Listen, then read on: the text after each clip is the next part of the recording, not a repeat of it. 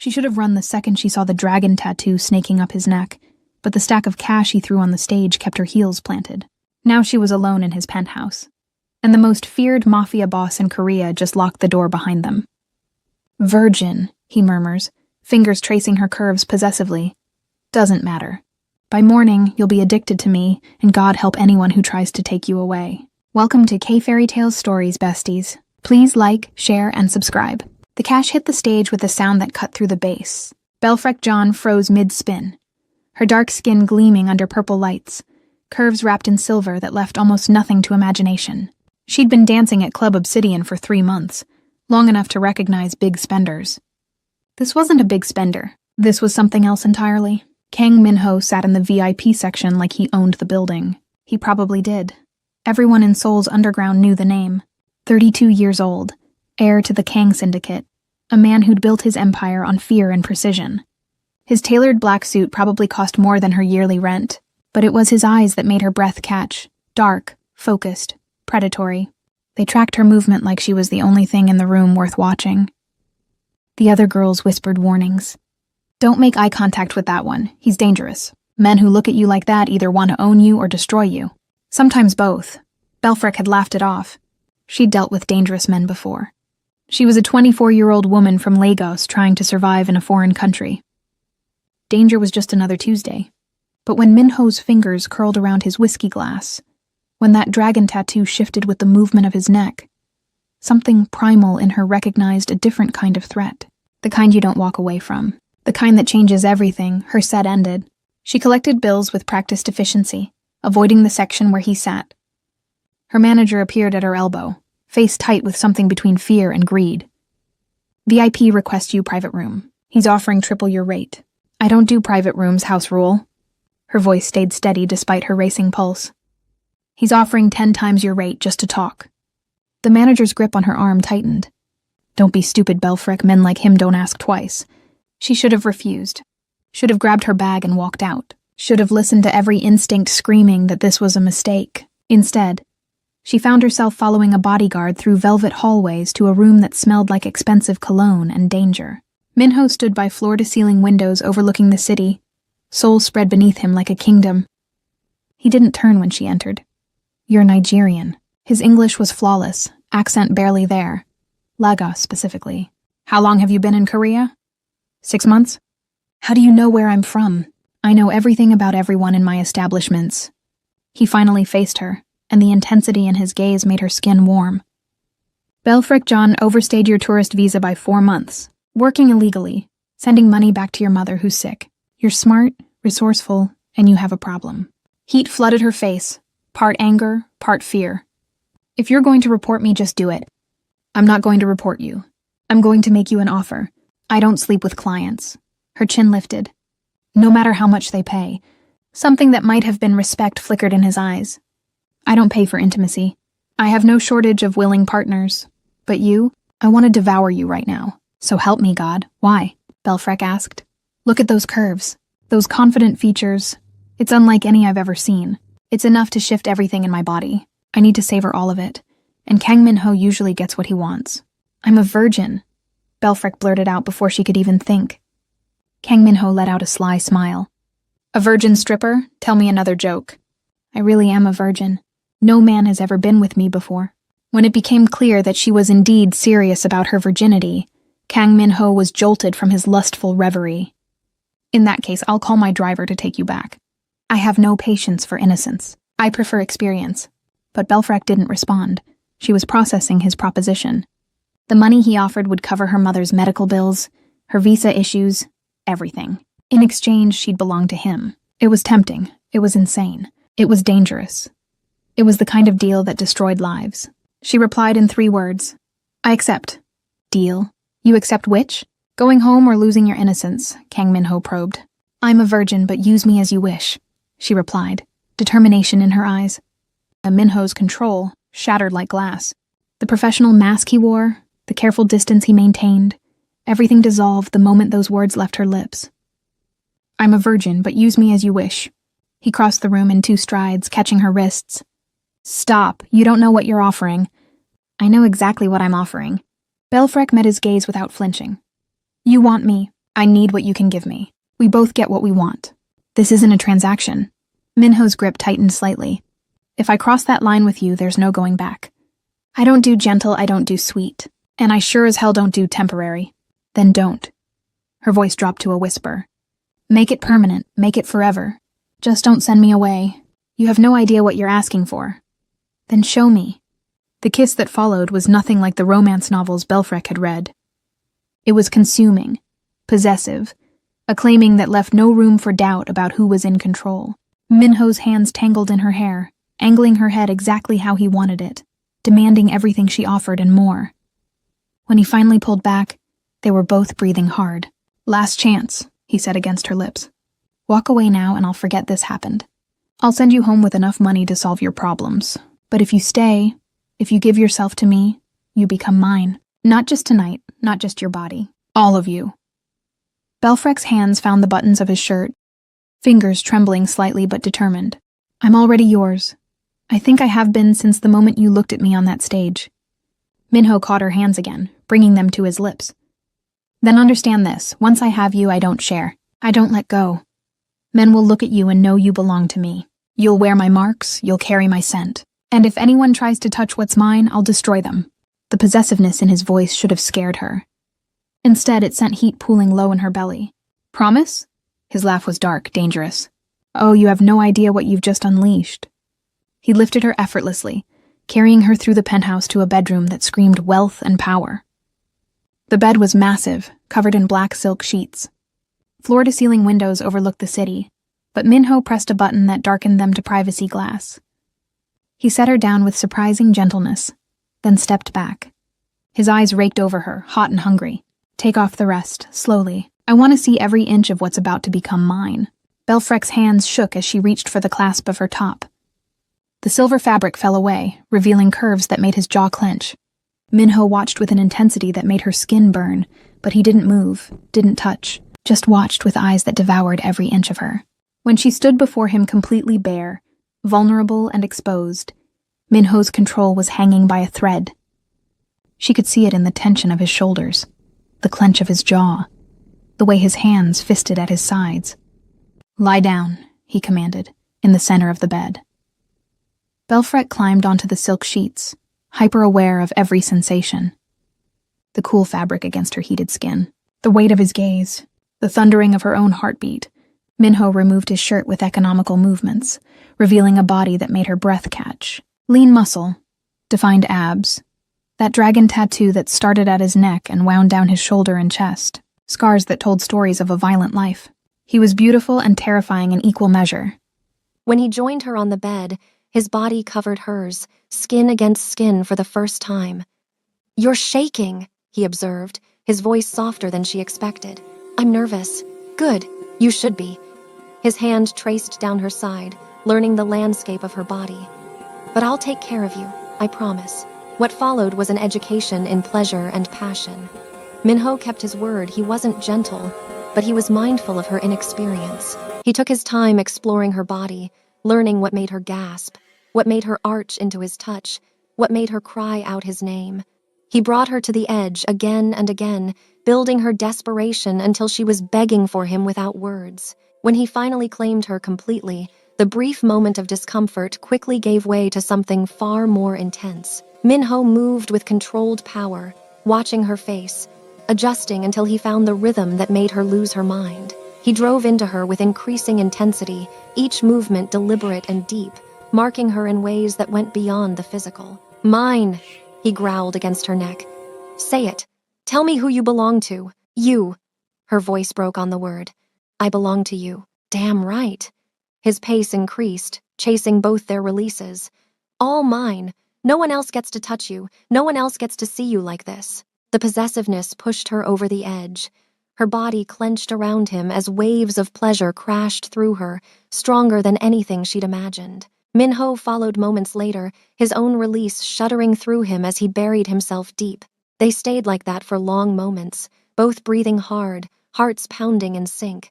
When he finally withdrew, Belfrek winced slightly at the unfamiliar soreness. Minho noticed immediately. Bath, he said, lifting her carefully. Then food. Then we're doing that again. But I'll take my time. Make sure you enjoy every second. Again? Belfrec's eyes widened. Tonight? Tonight. Tomorrow. Every day until you understand that you're mine now. His lips found hers, surprisingly tender. And I take care of what's mine. The following morning, Belfrec woke in Minho's bed, body aching in places she'd never ached before. Sunlight streamed through the windows. She was alone, but there was a note on the pillow. Business meeting. Back by noon. Don't leave. We have things to discuss. The words made her stomach flip. What had she done? She'd given her innocence to a mafia boss in exchange for money. She'd let him claim her in every way possible. She'd begged him for it. Heat flooded her face at the memory of the things she'd said, the sounds she'd made. But more than embarrassment, she felt something else. Satisfaction. Rightness. Like a piece of her that had always been missing had finally clicked into place. She found clothes laid out in the bathroom, expensive loungewear that somehow fit perfectly. How did he know her size? The thought should have been creepy. Instead, it felt like being seen, known, cared for. By the time Minho returned, she'd showered, eaten the breakfast his staff brought, and worked herself into a nervous wreck. He found her on the balcony, staring out at the city. We need to talk. His voice was serious. About last night. She couldn't meet his eyes. About what happens now. Last night changed everything. Minho moved to stand beside her. I meant what I said. You're mine now, but that means you need to understand what my world entails. I know you're dangerous. I know you do illegal things. It's more than that. He turned her to face him. I have enemies, rivals who would use you against me. Being with me puts a target on your back. Then teach me to protect myself. His eyes widened slightly. You're not scared? I'm terrified. Belfrec's voice was steady despite the fear. But I'm more terrified of going back to my life before you, so if being with you means danger, then teach me how to survive it. Something shifted in his expression. Admiration, respect, possession. You're unlike anyone I've ever met. Is that good or bad? It's everything. He pulled her close, his hands spanning her waist possessively. I'm going to keep you, Belfrec. I'm going to protect you, provide for you, worship you. But you need to be sure. Because once the world knows you're mine, there's no going back to anonymity. I don't want anonymity. I want you. The kiss was deep and claiming, a seal on the promise they were making to each other. When they finally broke apart, Minho rested his forehead against hers. Then we do this right. I'm taking you off that stage. You're done at the club, but the money? I'll handle your mother's medical bills, your visa, everything. His voice was firm. You don't work for anyone but me now. And what exactly will I be doing for you? His smile was pure sin. Whatever I tell you to. Starting with moving into this penthouse permanently. Possessive much? You have no idea. His hands tightened on her waist. But you'll learn. The next few days were a blur of new experiences. Minho was true to his word. He paid off her debts, arranged for her mother's treatments, and somehow made her visa issues disappear. In return, Belfrec moved into his world completely. She learned that Minho's empire was vast. Real estate, shipping, entertainment, all legitimate fronts for less legal activities. She met his inner circle. Park Tae-hyun, his second-in-command, who looked at her with barely disguised suspicion. Choi Jin-woo, his tech expert, who seemed amused by his boss's sudden obsession. And Lee Seo-jun, his enforcer, who simply nodded acceptance. You're really keeping her? Tae-hyun asked in Korean, not bothering to lower his voice even though they all sat in Minho's office. Belfrec's Korean wasn't perfect, but she understood enough. She watched Minho's expression harden. She stays. The words carried absolute authority. And you'll treat her with the same respect you show me. Understood? Taehyun's jaw clenched, but he bowed his head. Understood. Later, Belfrec confronted Minho about it. They don't think I belong here. They don't know you yet. He pulled her onto his lap, unconcerned. Give them time. And if they never accept me, then they'll learn to hide it better. His hand cupped her face. You're mine, Belfrec. That makes you untouchable. Anyone who disrespects you disrespects me. The possessiveness should have bothered her. Instead, it made her feel safe, protected, valued in a way she'd never experienced. That night, Minho took her to dinner at an exclusive restaurant. The kind where you needed connections just to make a reservation. Belfrec wore a dress he'd bought her, black and elegant, hugging every curve. Heads turned when they entered, They're staring. She kept her voice low. Let them. Minho's hand found the small of her back. They're staring because you're beautiful. Because you're with me. Because they're trying to figure out how a nobody from Lagos ended up on the arm of Kang Minho. The word stung, but before she could respond, he leaned close. And they'll never understand that you're not just on my arm. You're in my blood, under my skin. In my head every waking moment. The intensity in his voice made her breath catch. Minho, I'm obsessed with you. His admission was low, fierce, completely, irrationally obsessed. And I don't care who knows it. Dinner was interrupted by a woman approaching their table. Beautiful, elegant, and clearly Korean. She spoke rapid Korean to Minho, her tone sharp, possessive. Belfrek caught enough to understand this was Yu Ji-won. Who is she? Ji-won's English was accented but clear as she looked at Belfrek. Your latest charity case? Belfrek opened her mouth to respond, but Minho was faster. His hand found Belfrek's thigh under the table, squeezing possessively. She's mine, that's all you need to know. Now leave before I have you removed. Ji-won's face flushed with anger. You're making a mistake, she's using you. No, Minho's voice dropped to dangerous levels. You're making a mistake by still standing here. You have 5 seconds to walk away. 4, 3. Ji-won left, but not before shooting Belfrek a look of pure hatred. You just made me an enemy. Belfrek tried to keep her voice steady. You were already her enemy the moment I chose you over her. He lifted her hand to his lips.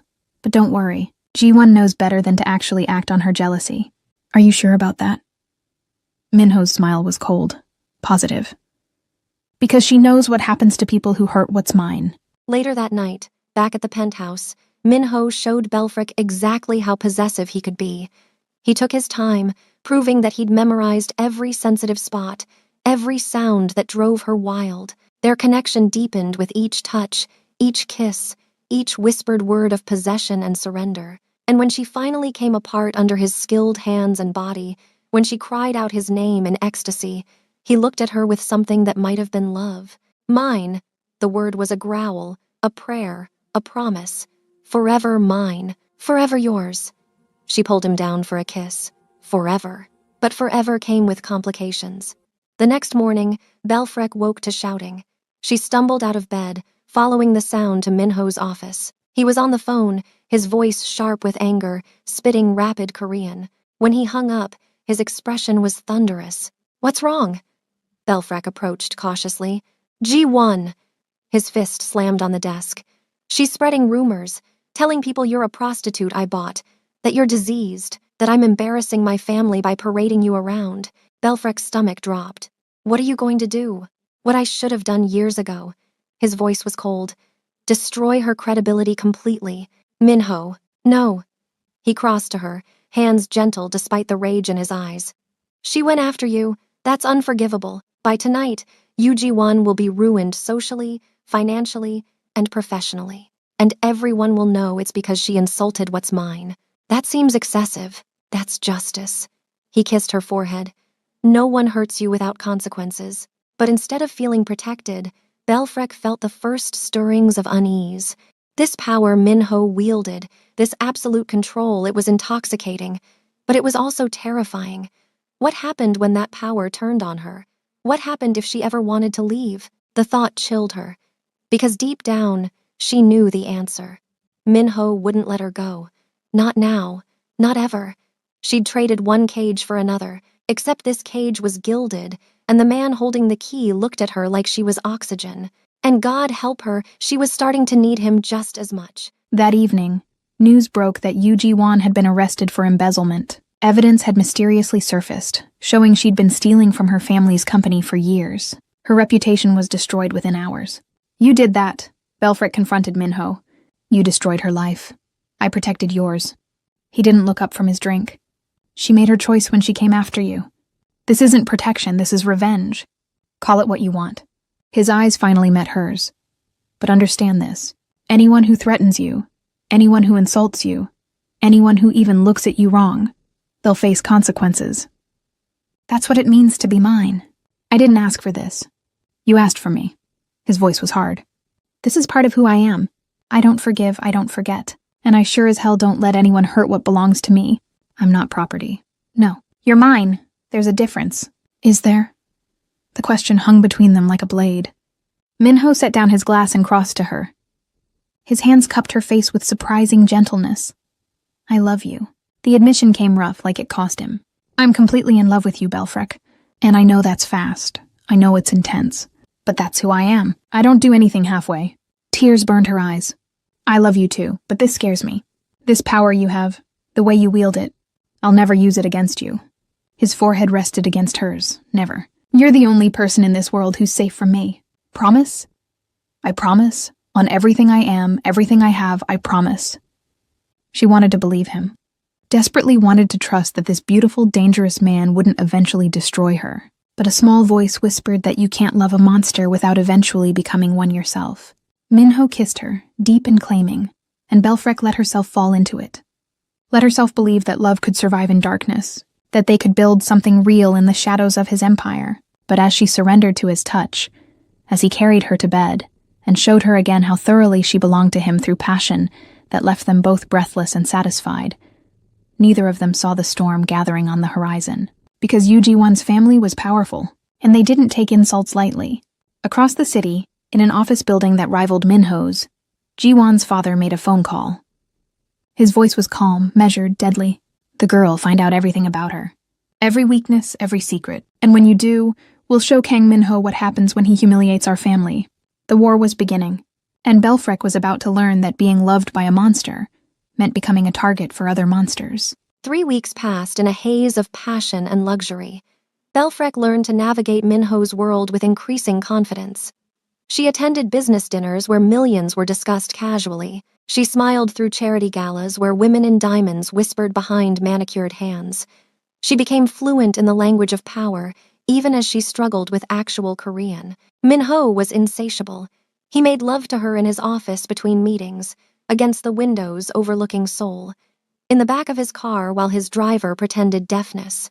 He was addicted to her, and he made no effort to hide it. "You're going to get us caught," Belfrek gasped one afternoon as his hand slid under her dress during a supposedly important video conference. Let them watch. His fingers found their destination, and she had to bite her lip to stay quiet.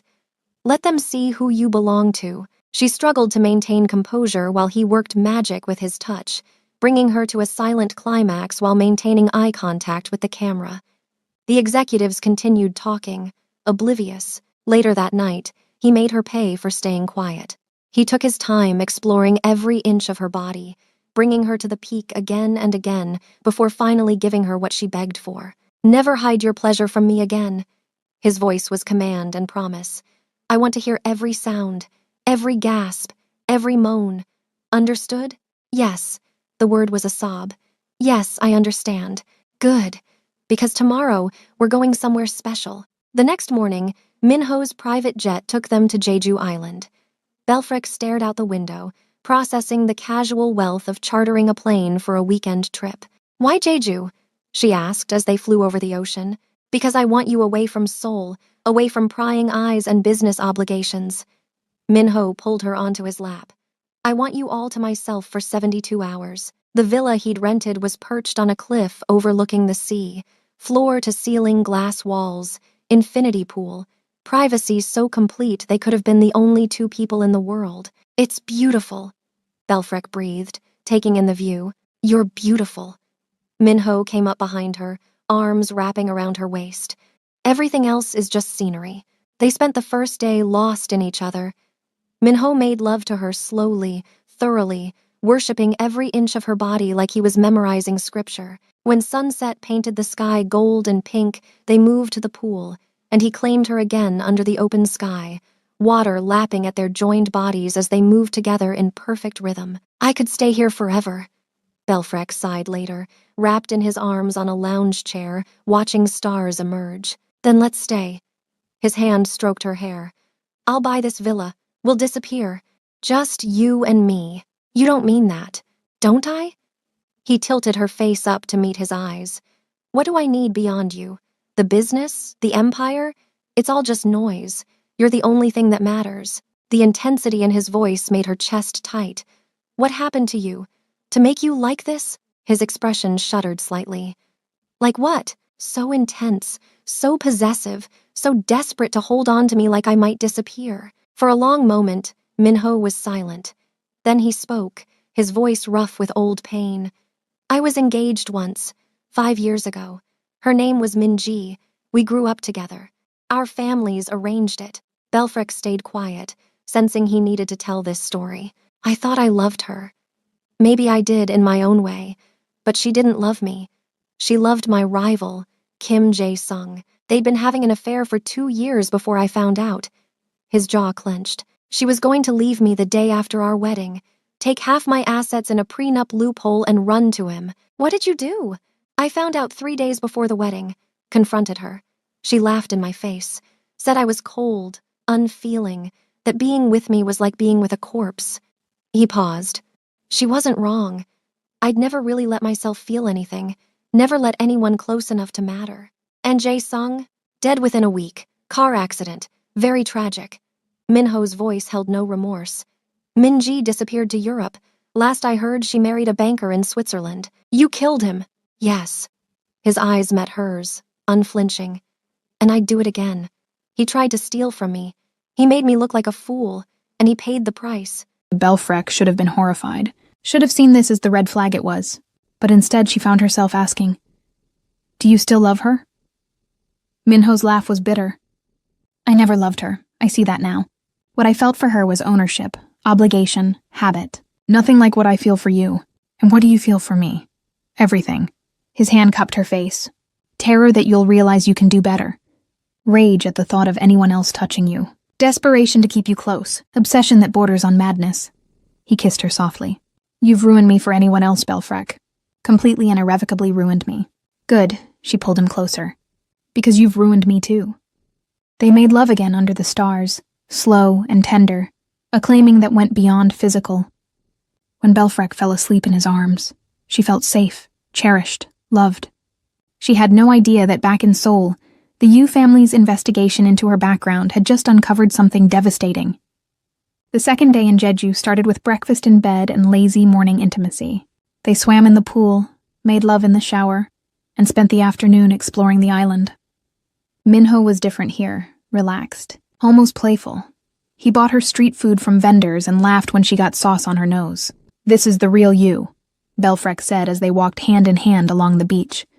"Not the cold Mafia boss. This, maybe," he pulled her close. "Or maybe this is who I become with you. Either way, I like it better." That evening, as the sun set over the ocean, Minho led her to a secluded part of the beach. Candles had been arranged in the sand, creating a path to a blanket and champagne. "What is this?" Belfrek's heart raced. Minho dropped to one knee, pulling a small box from his pocket. "I know it's fast, I know it's crazy, but I don't care." He opened the box, revealing a ring that caught the fading light. Diamond so large it seemed obscene. "Marry me, Belfrek. Be mine forever. Let me spend the rest of my life proving you're the best thing that ever happened to me." Tears streamed down her face. "Minho, say yes." His voice cracked slightly. "Please say yes." She should have said no. Should have pointed out they'd known each other less than 2 months. Should have recognized this for the possessive claiming it was. But looking at this dangerous man on his knees, vulnerability written across his face, she couldn't. "Yes," the word came out choked. "Yes, I'll marry you." He surged up, kissing her desperately, sliding the ring onto her finger. "Mine." The word was reverent. "Forever mine. Forever yours." They made love on that beach, waves lapping at their feet, the promise of forever sealed in gasps and moans and whispered declarations. By the time they returned to the villa, Belfrek was wearing his ring and carrying the weight of a decision that would change everything. The third morning in Jeju, Minho's phone wouldn't stop ringing. He ignored it until Belfrek insisted he answer. "What?" His voice was sharp. Then his expression changed, darkened. "When?" She watched his jaw clench, his free hand forming a fist. "Handle it, I'll be back tonight." He hung up and looked at Belfrek with barely controlled rage. "We need to leave, now." "What's wrong?" "The Yu family made a move. They've frozen several of my accounts, spread rumors that I'm under investigation for tax fraud, and they've sent people to the club where you used to work. Why would they do that?" "Because they're looking for ammunition against me." His voice was ice. "And you're the most obvious target." The flight back to Seoul was tense. Minho made call after call, his Korean rapid and furious. Belfrek sat quietly, twisting the engagement ring on her finger, feeling the weight of the target she'd become. When they landed, Taehyun was waiting with news that made Minho's expression murderous. They found someone. Taehyun's voice was grim. A girl from the club. She talked. Told them about Belfrec's visa issues, about the money you paid for her mother's treatment. They're spinning it as you trafficking her. Minho's fist connected with the car window, cracking it. Who? Does it matter? They have enough to cause problems. The media's already picking up the story. Then we shut it down. All of it. Find the girl who talked. Make sure she recants. Pay off the journalists. And send a message to the Yu family that if they want war, they'll get one. Minho, Belfrec touched his arm. Maybe we should just clear the air. Tell the truth. The truth? He looked at her. That I'm obsessed with you? That I'd burn soul to the ground to keep you? That I paid your debts and solved your visa issues because I wanted to own you? You don't own me, don't I? His eyes were dark. You wear my ring. You sleep in my bed. You carry my name, or you will soon. If that's not ownership, what is it? It's love. Love and possession aren't mutually exclusive. He pulled her close. Not for me. I love you so much it's become possession, and I won't apologize for it. That night, the first news story broke. Mafia boss's foreign mistress. The article was garbage, full of half-truths and speculation, but it painted Belfrec as a prostitute who'd seduced Minho for money and status. She read it on her phone, stomach churning. They're calling me a whore. They're dead. Minho's voice was flat. Every journalist who published this, every source who provided information, dead by morning. You can't just kill journalists. Watch me. Minho. She grabbed his arm. This is exactly what they want. You going scorched earth, proving you're the monster they say you are. I am a monster. His eyes met hers. The only question is whether you can live with that. Before she could answer, his phone rang. He answered, listened, then went perfectly still. His expression turned to stone. Understood. He hung up and looked at Belfrec with something like devastation. They have your mother. What? The Yu family. They've taken your mother from the hospital. They're holding her until I publicly break our engagement and pay reparations for humiliating them. Belfrec's world tilted. My mother? But she's sick. She needs treatment. I know. His hands clenched. And they know I know. That's why they took her. Tears burned her eyes. What do we do? We get her back. His voice turned cold, tactical. And then we end the Yu family permanently. How? Leave that to me. He pulled her close. But Belfrec, this is going to get ugly. Violent. Are you ready for that? She thought about her mother, sick and scared, in the hands of people who saw her as leverage. She thought about the life she'd built with Minho, complicated and intense but hers. She thought about the ring on her finger and the promises they'd made. I'm ready. Her voice was steel. Get my mother back, and make them pay. Minho's smile was terrifying. That's my girl. Within hours, Minho's entire organization mobilized. Taehyun tracked the location where they were holding Belfrec's mother. Jinwoo hacked security systems. Seojun assembled a team. It was military precision applied to criminal enterprise. Belfrec watched it all unfold, seeing for the first time the true scope of Minho's power. This wasn't just a mafia boss. This was a general commanding an army.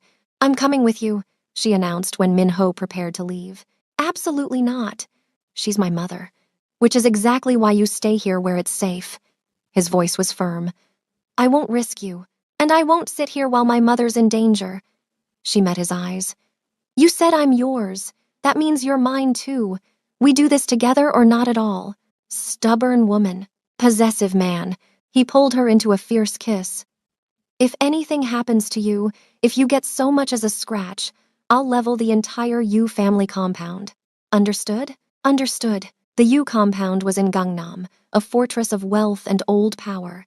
Minho's team approached at midnight, professional and deadly. Belfrec wore a bulletproof vest that Minho had insisted on, her heart pounding as they breached the gates. The firefight was brief but intense. Minho moved through it like he was born for violence, every shot precise, every movement calculated.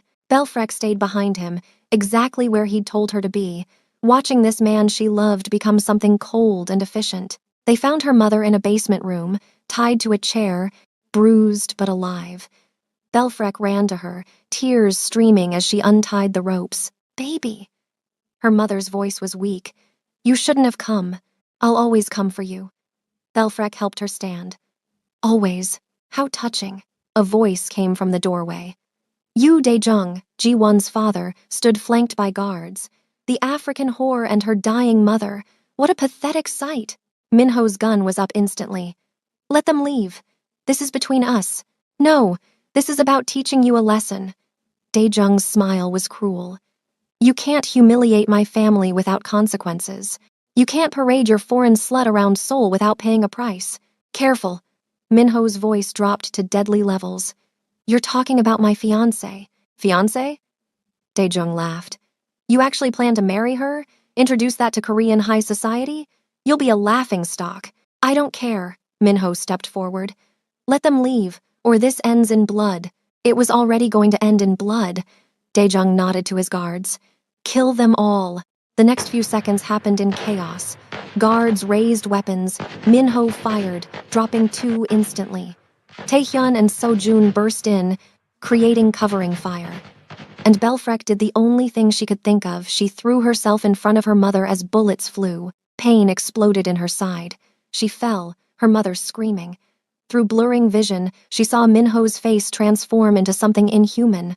He didn't just fight, he became death itself. When the shooting stopped, every U-guard was dead. Daejung knelt, wounded, Minho's gun pressed to his head. "You shot her." Minho's voice was emotionless. "You put a bullet in the woman I love. It was meant for you." Daejung coughed blood. "Then you should have had better aim." Minho pulled the trigger without hesitation. "Belfrek!" He was at her side instantly, hands pressing on the wound. His team called for medical evacuation, but his eyes never left her face. "Stay with me. You hear me? Stay with me." "Hurts," she gasped. "I know, baby, I know. But you're going to be fine. You have to be fine." His voice cracked. "I can't lose you. Not you." Her mother was crying, holding her hand. "My baby. My strong baby. Love you, Mama." Belfrek's voice was fading. "Love you both. Don't you dare." Minho's face was wet with tears. "Don't you dare say goodbye. That's not allowed. You're mine, remember? Mine, and I don't let go of what's mine." The helicopter ride to the hospital was a blur. Minho held her the entire time, whispering promises and threats and prayers. When they finally got her into surgery, he had to be physically restrained from following. Taehyun held him back. "Let them work. She needs them to work." Minho collapsed against the wall, Belfrek's blood covering his hands. "If she dies," his voice broke. "If she dies, I'll burn this entire city to ash." "She's not going to die." Belfrek's mother sat beside him, her own injuries forgotten. "She's too stubborn. Gets it from me." The surgery took 4 hours. 4 hours of Minho pacing, destroying a waiting room chair, and making calls that would reshape Seoul's underworld by morning. The Yu family was finished. Not just disgraced, erased, their assets seized, their name mud. Several family members fled the country. The rest faced criminal charges that Minho's lawyers ensured would stick. By the time the surgeon emerged, Minho had already rewritten the balance of power in Seoul, but none of it mattered compared to the words he needed to hear. "She's stable." The surgeon looked exhausted. "The bullet missed major organs. She'll need time to recover, but she'll be fine." Minho's knees nearly gave out. "Can I see her?" "She's in recovery. Give it an hour." That hour was the longest of Minho's life. When he finally entered her room, Belfrek was awake, pale and hooked to machines, but alive and smiling weakly. "You're crying." Her voice was raspy. "Big bad Mafia boss is crying." "Shut up." He took her hand carefully, mindful of the IVs. "You scared me." "Had to." She tried to laugh, winced. "Keep you interested. You jumped in front of a bullet." His voice shook. "You almost died, but I didn't." She squeezed his hand. "We didn't. We won. We didn't win anything if I lost you." He pressed his forehead to their joined hands. "Promise me. Promise me you'll never do something that stupid again." "Can't promise that." Her fingers stroked his hair. "If it's you or me, I'll choose you every time." "That's not how this works." "That's exactly how love works." She pulled his face up to meet her eyes. "You'd do the same for me." He couldn't argue because she was right. I destroyed them, all of them. The Yu family is done. Good. Belfrek, they hurt my mother.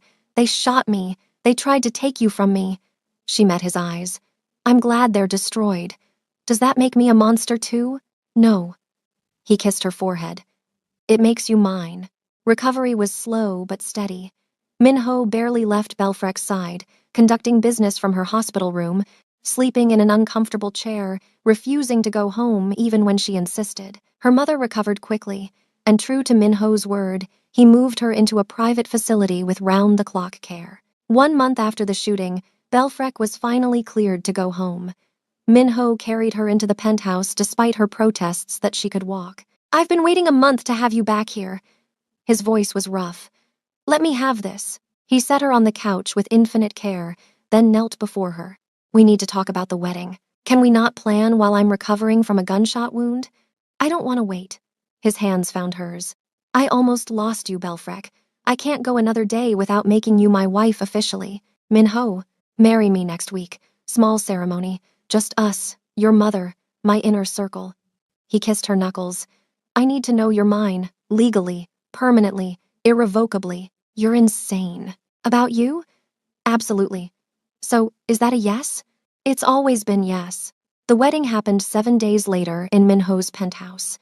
Belfrek wore white, simple and elegant, her mother crying happy tears beside her. Minho wore a suit that cost more than most people's cars and looked at his bride like she was oxygen. When the officiant pronounced them married, Minho's kiss was tender and possessive and full of promise. You're stuck with me now, Mrs. Kang. Good, because I'm not going anywhere. 3 months later, Belfrek stood in the bathroom, staring at 2 pink lines. Pregnant. She was pregnant with Minho's baby. Her hands shook as she processed what this meant. Minho found her there, frozen, test in hand. His expression cycled through shock, wonder, and fierce protectiveness in seconds. We're having a baby. His voice was awed. You're carrying my child. Are you happy? Happy? He pulled her into his arms, careful of where she'd been shot. I'm terrified, overwhelmed, completely unprepared. His hand moved to her still flat stomach, and happier than I knew was possible. The pregnancy was smooth despite Belfrek's worries. Minho was impossibly overprotective, hiring a full medical team, baby-proofing the penthouse months too early, reading parenting books like they were tactical manuals. You're going to be an amazing father, Belfrek said one night, watching him assemble a crib with intense focus. You don't know that. I do. She moved to his side. Because you love fiercely, protect completely, and you'll do the same for our baby. Our baby. He said the words like a prayer. I can't believe we made a person. Well, technically you made a person inside me after being very enthusiastic about the process. His laugh was warm, real. Want me to be enthusiastic again? I'm 6 months pregnant. And beautiful. He pulled her onto his lap carefully. Absolutely stunning, glowing, perfect, smooth talker. Only for you. Their daughter was born on a spring morning, all dark curls and perfect skin, screaming her displeasure at the world. Minho held her with trembling hands, this feared crime lord reduced to tears by 7 pounds of helpless humanity. She's perfect. He looked at Belfrek with absolute devotion. You're perfect. You gave me everything. You gave me safety. Belfrek touched his face. You gave me love. You saved me. No. He kissed her softly. You saved me. From a life of darkness. From being just a monster. You showed me what it means to be human. They named their daughter Amara. Hope. Because that's what Belfrek had brought into Minho's world. Hope that darkness could be redeemed. That love could conquer fear. That 2 people from different worlds could build something beautiful together. 6 months later, Belfrek stood in the nursery, watching Minho rock their daughter to sleep while singing Korean lullabies. Her mother was healthy, living comfortably in a facility Minho paid for. The Yu family was a distant memory, and she was married to a man who loved her with an intensity that still took her breath away. Was it worth it? Minho asked quietly, not looking up from their baby. Everything you went through. The danger, the fear, getting shot. Was I worth it? Belfrek moved to his side, wrapping her arms around both of them. Every second, every scar, every moment of terror. She kissed his cheek. You were worth all of it. I love you. His voice was thick with emotion. Both of you. My entire world. And we love you. Belfrek smiled. Our monster, our protector, our everything. As Minho looked at his wife and daughter, at the family he'd built from darkness and obsession and desperate love, he knew one truth absolutely. He'd been a monster his entire life, cold, brutal, unfeeling. But Belfrek had seen something worth saving, and in saving him, she'd given him paradise. They'd started with a transaction, a virgin trading innocence for survival, a mafia boss trading money for possession, but they'd built something real, something lasting, something that proved love could bloom even in the darkest soil. And as Soul glittered outside their windows, as their daughter slept peacefully in her father's arms, as Belfrek leaned into the man who'd changed her life completely, they knew they'd found what they'd both been searching for: home, safety, forever. The end. If you loved this story of obsession, possession, and redemptive love, please like, share, and subscribe to K Fairy Tales Stories. Drop a comment telling us what you thought. Would you have accepted Minho's deal? Could you love a monster who loved you back? Share this with someone who loves dark romance with happy endings. Thanks for watching, and we'll see you in the next story.